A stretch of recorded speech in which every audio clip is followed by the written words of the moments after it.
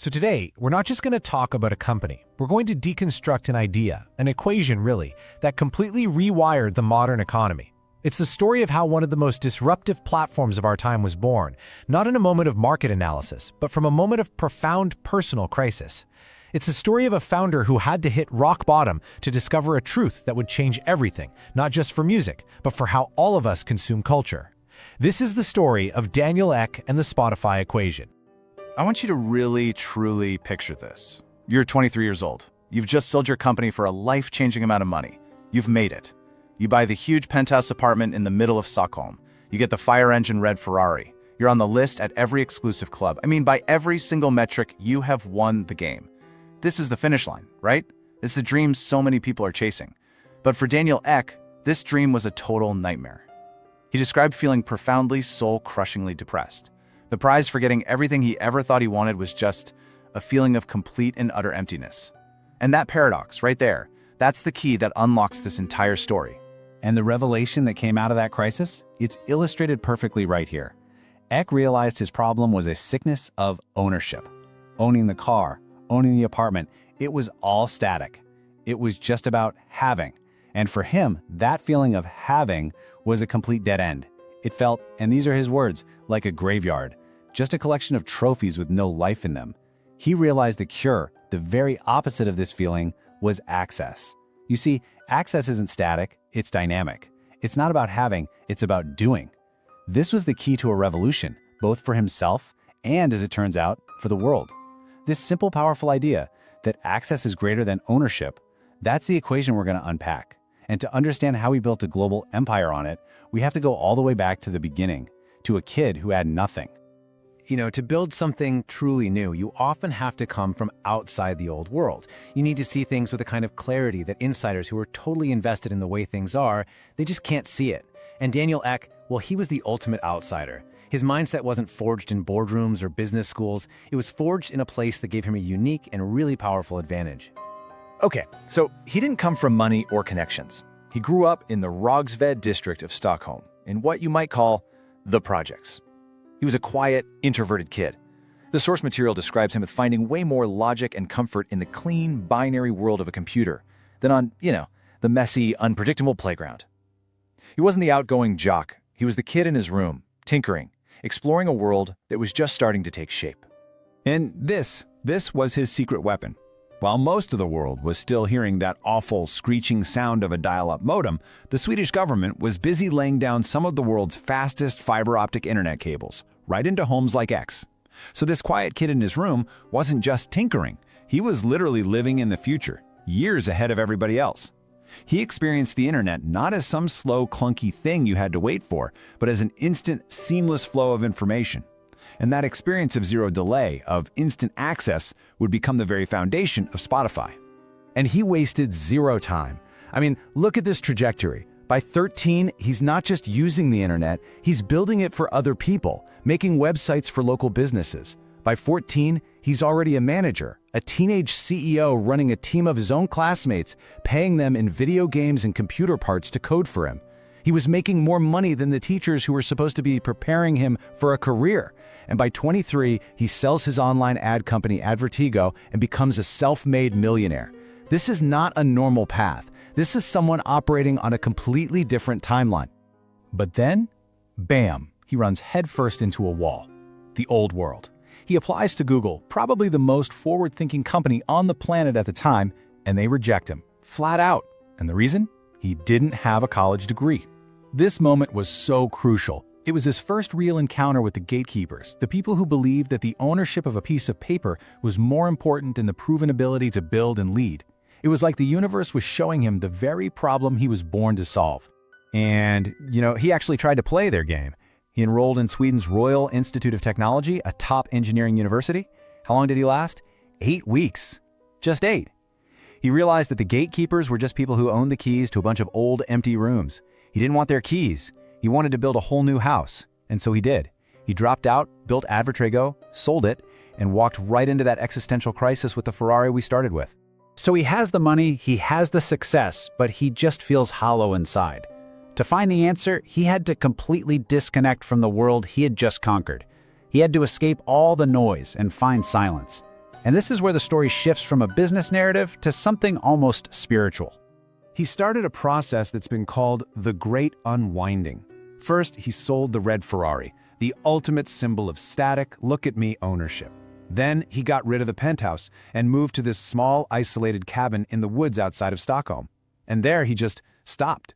He spent his days alone, in silence, with nothing but his own thoughts and a guitar. He was detoxing from the poison of having things and trying to reconnect with the simple joy of doing.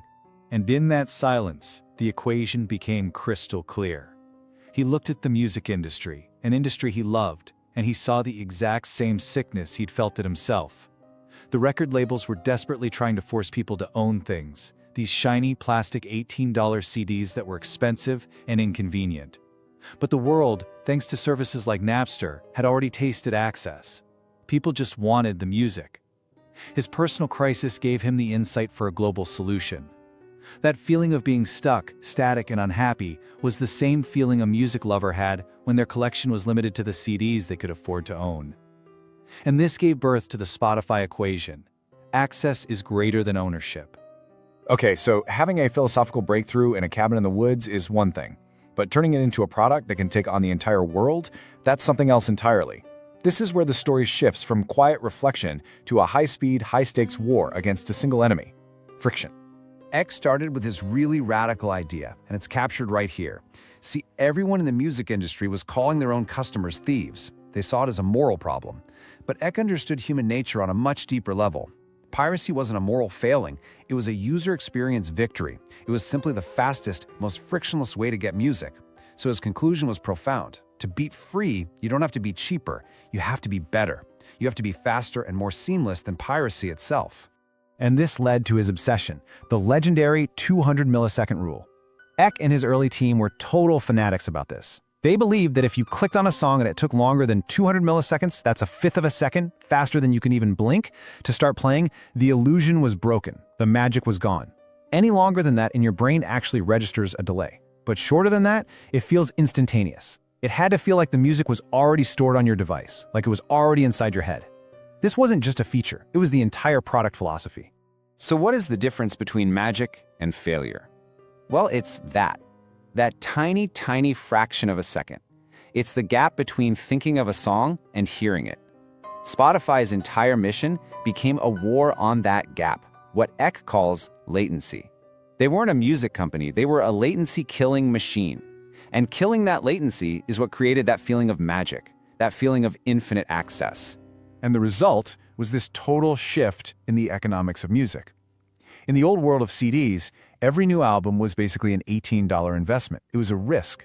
Will I like this enough to justify the cost? Spotify completely destroyed that risk.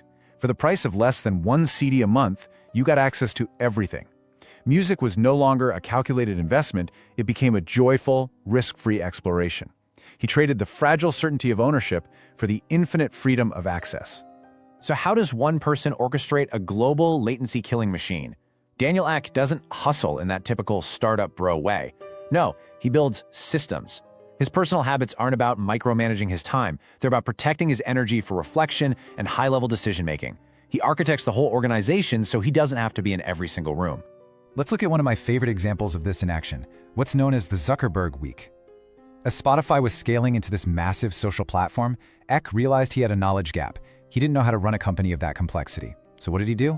He called up Mark Zuckerberg and asked if he could shadow him for a week. He literally became Zuck's assistant, sitting in on executive meetings, taking notes, just learning firsthand. This is his humility system. It's not about having all the answers, it's about having access to the people who do.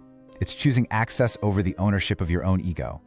Inside the company, he uses this simple but really powerful habit. At the start of any important meeting, he explicitly defines his role. Is he there as the decider, the one who's going to make the final call? Is he an advisor, there to give input but not decide? Or is he just an observer, there to listen and learn? It's a deceptively simple habit that prevents what's known as the founder's shadow, where everyone just waits to see what the founder thinks before they share their own ideas. It empowers his team and clarifies the entire decision-making process. He doesn't want to be the smartest person in the room, he wants to build the room where the smartest people can do their best work. Okay, so let's zoom out and really look at the true scale of his impact. This wasn't just about building a cool app. This was about fundamentally changing the economic logic of entire industries, starting with the one that was in the most trouble. Just look at this chart. In 2006, the music industry was a burning building. Revenue was in an absolute freefall because of piracy. The labels were suing their own fans. It was chaos. And today, it's a skyscraper with global revenues higher than they were at the peak of the CD era. But, and this is so crucial to understand, the music industry didn't want this. They fought him tooth and nail. They saw him as the enemy. Edic had to be, in his own words, unreasonable to force them to evolve. He didn't ask for their permission. He built something so much better than the alternative that they had no choice but to join him. He literally dragged them kicking and screaming into the future. He saved them from themselves. But his legacy is so much bigger than music. The access is greater than ownership equation became the blueprint for the entire modern digital economy. We don't own our movies anymore, right? We have Netflix. We don't own our software. We subscribe to Adobe Creative Cloud. We're even moving away from owning cars toward transportation subscription services. Eck proved that in a digital world, the power doesn't lie with the person holding the physical object. It lies with the person who provides seamless access. He turned a product into a utility and, in doing so, became one of the key architects of 21st century culture. And this is why this story matters so much, beyond just business. This philosophy applies to more than just code and companies. Think about your own life, your own goals. What is the latency? What's the friction, that 200 millisecond delay that's stopping you from doing what you want to do? Are you optimizing for the wrong thing? Maybe trying to own a job title instead of having access to meaningful work? Are you trying to own a perfect plan instead of having access to progress? Its journey shows that if you feel stuck, it's probably because you're focused on ownership. Find the friction. Kill the friction. That's where you'll find your equation. Because in the end, that's the ultimate takeaway from Daniel Ek's story. The gatekeepers, the ones hoarding the keys to all the old rooms, they're becoming irrelevant. The future doesn't belong to the people who own the keys. It belongs to the people who build the doors.